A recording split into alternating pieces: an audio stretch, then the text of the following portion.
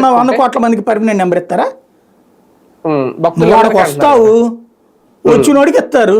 ఈ టోకెన్ వీళ్ళ బదులు వాళ్ళ చేత ఇప్పిస్తారా?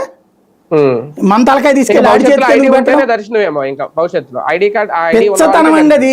తిరుమల తిరుపతి దేవస్థానం వ్యవహారంలో విదేశీ జోక్యాన్ని అలౌ చేయకూడదు, గూగుల్ లాంటి అలౌ చేయకూడదు. ప్లస్ క్రౌడ్ మేనేజ్మెంట్కి ఆర్టిఫిషియల్ ఇంటెలిజెన్స్కి సంబంధమే లేదు. గూగుల్కి గుడికి సంబంధమే లేదు. గుడిని గుడిలాగా ఉండనియండి చాలు. ఆ మెయింటెనెన్స్ వీళ్ళకి 1000 రెట్లు గొప్పోళ్ళు స్టాఫ్ అద్భుతంగా చేతచ్చు వాళ్ళకి. పనికి మాలినటువంటి ఈ టెక్నాలజీలను వాటి మీద వాడద్దు. చేతనైతే అక్కడ ఇంకా ఇప్పుడు ఇదివరకు 2 లైన్లు ఉంటది, దాన్ని 3 లైన్లు చేస్తావా నువ్వు? చెయ్యి చేతనైతే. నీకేం లేదు అక్కడ సింపుల్ గా జరగాలంటే సాధ్యం కాదు సార్ లోపల. మరి కదా సమస్య అదే కదా. ఇప్పుడు కరెక్ట్ గా జరగాలంటే ఒకటేనండి సింపుల్ లాజిక్. కాకపోతే మానసికంగా చాలా మంది ఫీల్ అవుతారని వదిలేస్తున్నారు.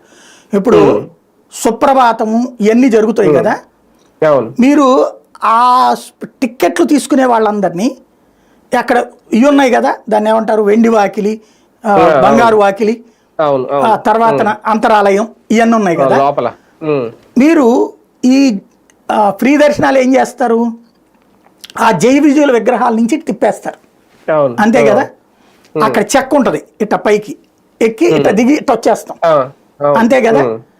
ఆ కింద ఉంది కదా స్పేసు, మీరు చేతనైతే ఈ క్యూ లైన్ కంటిన్యూగా నడపండి.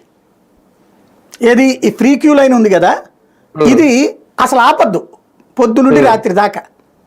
అంటే లోపల కూడా ఒక లైన్ దానికి కేటాయించాలి. అది ఇక అంతే, ఇక ఆ లైన్ అట్ట నడిచిపోతా ఉండాలి.